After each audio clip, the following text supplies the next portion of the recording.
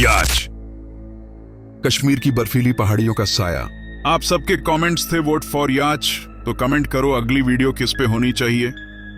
याच कश्मीर की बर्फीली पहाड़ियों के बीच रहने वाला एक ऐसा साया है जो केवल तब दिखाई देता है जब चारों तरफ बर्फ की चादर बिछ जाती है। जब रात बहुत शांत हो जाती है और हवा भी थम सी जाती है, तब याच जागता है। उसका रूप अजीब होता है। उसका शरीर बिल्ली जैसा होता है, गहरे रंग का, लेकिन उसके पैर साफ दिखाई नहीं देते। ऐसा लगता है जैसे वह जमीन पर चल नहीं रहा, बल्कि बर्फ के ऊपर तैर रहा हो। उसके सिर पर हमेशा एक सफेद टोपी होती है, जो बर्फ से भी ज्यादा सफेद होती है। यही टोपी उसकी ताकत भी है और उसकी कमजोरी भी। कई बार बर्फीली रातों में पहाड़ियों के बीच एक डरावनी आवाज गूंजती है।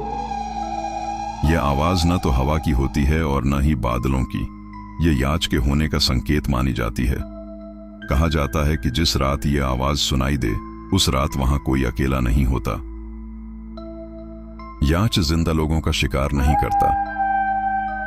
वह उन शरीरों की तलाश में रहता है जो पहले ही बर्फ के नीचे दब चुके होते हैं। वह बर्फ के नीचे छुपी लाशों को महसूस कर लेता है। इसी वजह से उसे बर्फ का भूखा साया कहा जाता है। लेकिन याच सिर्फ डर ही नहीं है, वह लालच भी है। पुरानी कहानियों में कहा जाता है कि अगर कोई याच के सिर से उसकी सफेद टोपी चुरा ले, तो याच की सारी ताकत खत्म हो जाती है। उस समय याच किसी डरावने साए की तरह नहीं रहता, बल्कि उस इंसान का गुलाम बन जाता है जिसने उसकी टोपी छीनी हो। गुलाम बना याच अपने मालिक को बहुत कुछ दे सकता है।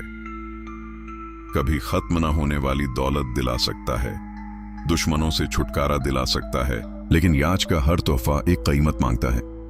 ये कीमत तुरंत नहीं ली जाती, बल्कि बर्फ की तरह धीरे धीरे जमा होती रहती है। और जब अगली बार बर्फीली रात पहाड़ियों पर उतरती है, तब याच अपनी टोपी वापस मांगता है, क्योंकि याच कभी पूरी तरह गुलाम नहीं बनता। और जिसने उससे कुछ पाया होता है, वह एक दिन बर्फ की खामोशी में याच की कहानी का हिस्सा बन जाता है।